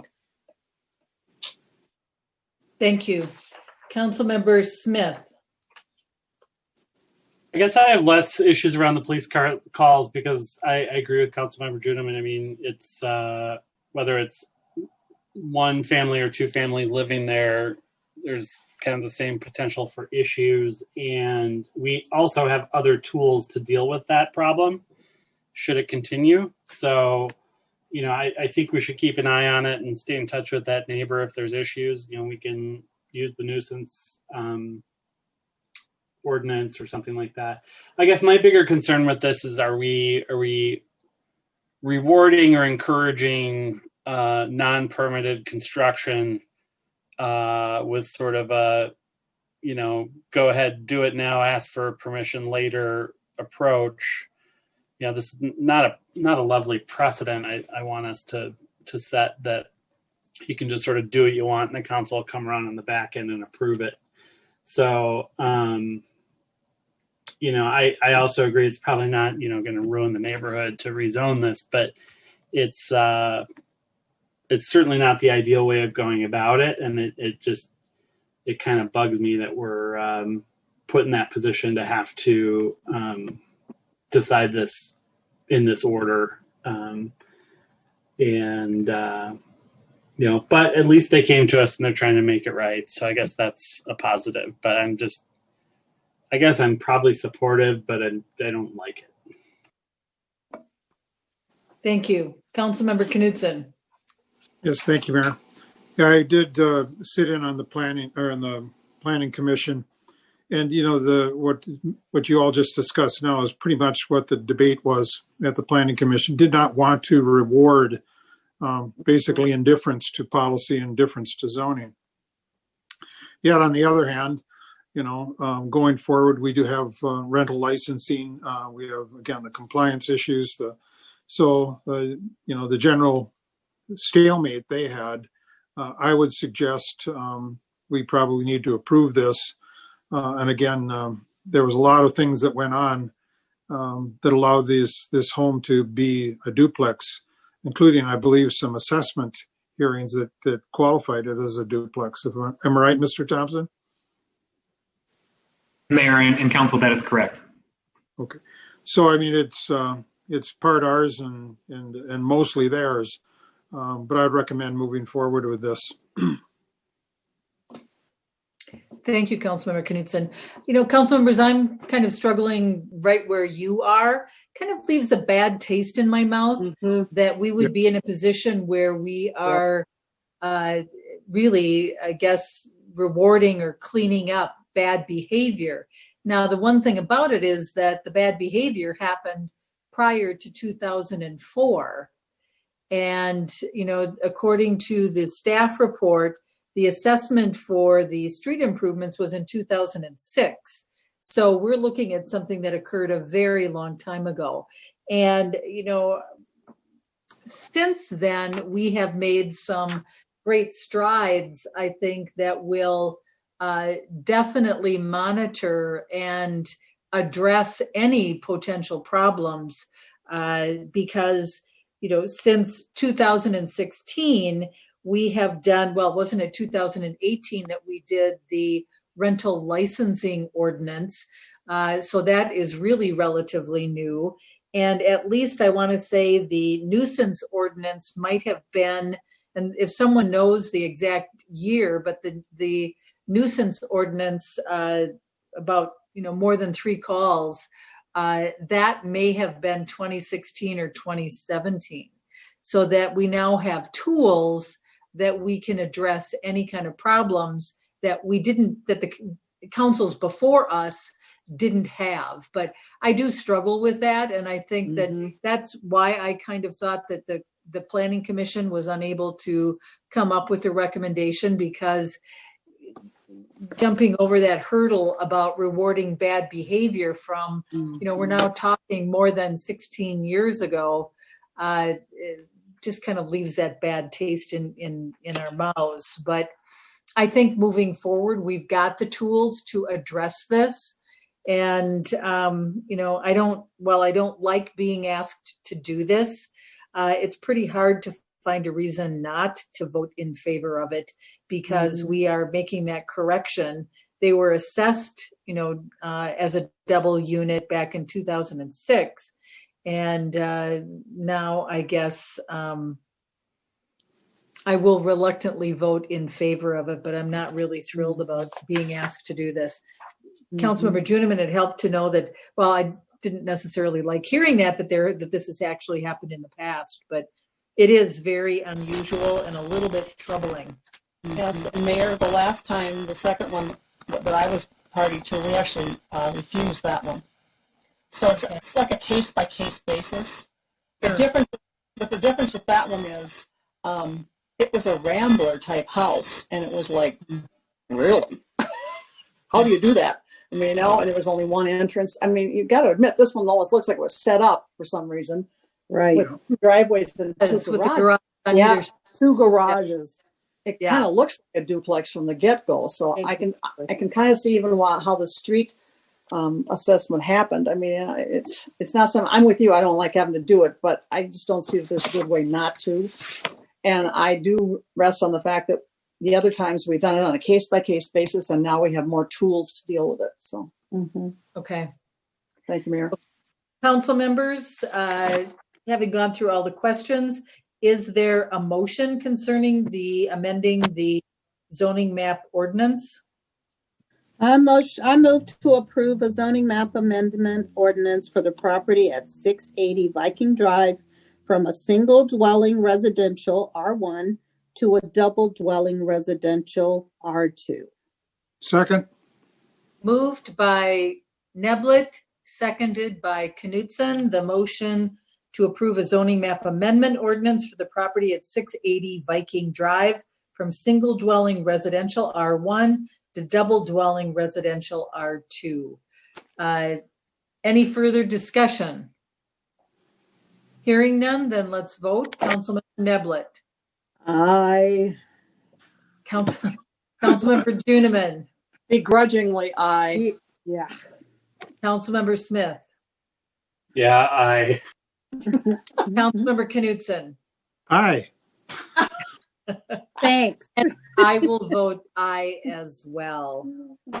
Okay, council members, we have concluded our agenda, and we are moved.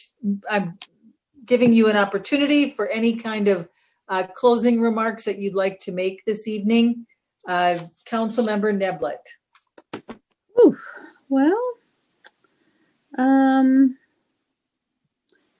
I hate to say it, but I think I'm at a loss for words. Here. Kidding. Excited about the new, the interest in citizens wanting to serve on these commissions. It's really encouraging, and yeah. I just hope everybody stays safe and has a great fall. The trees are beautiful around here right now, by the way. That's all from me, Mayor. Thank you. Thank you very much. Councilmember Juniman. I have to say this is the earliest really too long meeting I've ever been at, if that makes any sense to you. Normally I felt this wrung out after meetings that went till 2 a.m., but perhaps it has to do with 11 interviews. Wow. That's a lot. It's a good thing. It just is hard to do and then do a whole meeting with your concentration, so to speak, in the right place. And this last one was kind of difficult, but that's what we're here for. We have to do the difficult things, It is what it is. And I really think we've done, again, I really think we're doing well. And I did appreciate, just think of both of the proclamations we had at the beginning of the meeting tonight. All those years that Ann Hutchinson gave to the city, and that all the environmental education, and then the recognition of our wonderful public safety department. That's got to lift your spirits no matter what. So thank you for another good meeting. Thank you. Councilmember Smith.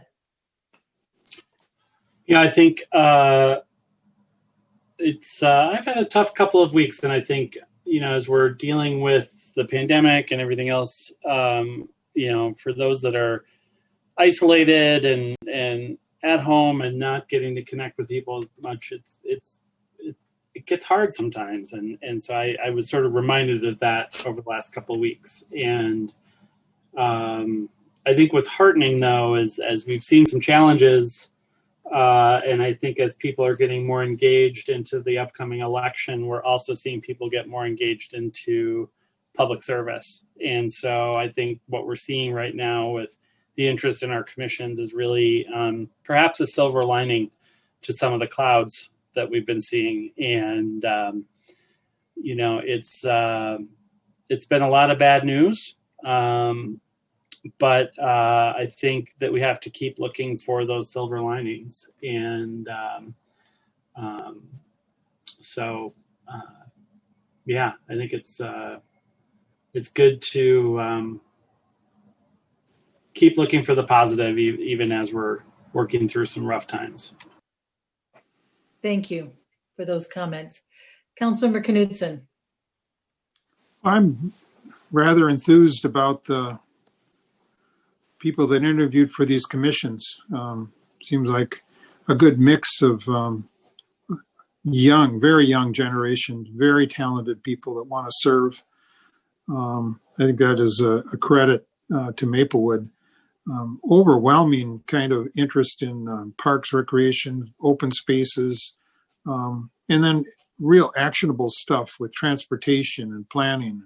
So it's just really encouraging to see. Makes me proud to have served on the garbage committee with Kathy. Thank you. Thank you. I want to thank my fellow council members.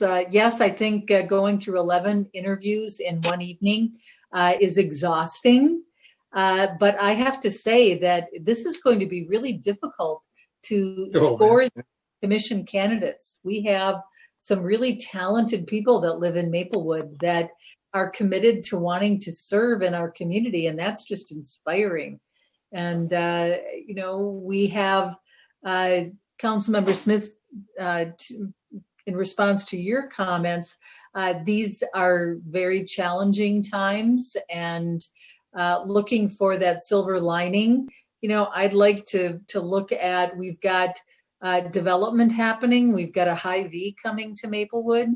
There are some silver linings out there in terms of development and the creation of jobs in our community. And, we keep on doing the work. And I want to thank staff, all you folks that, this is your Monday night. Thank you for your dedicated service, Mr. Folds, as always. Thank you for your kind reminders about unmuting and running a city during these times when it just seems like it's such an artificial process. I look forward to November and having that hybrid option and kind of moving towards something that is a little bit more personally connected. But I want to commend everyone that we're getting the business done of the city, and there are some really very good things out there. So yes, Councilmember Smith, let's look for that silver lining during these times. So with that, everyone, stay safe, stay healthy, and thank you for all of the work that you do for our community. Thank you, Good Mayor. night, everyone. Thank you, Mayor. Good night.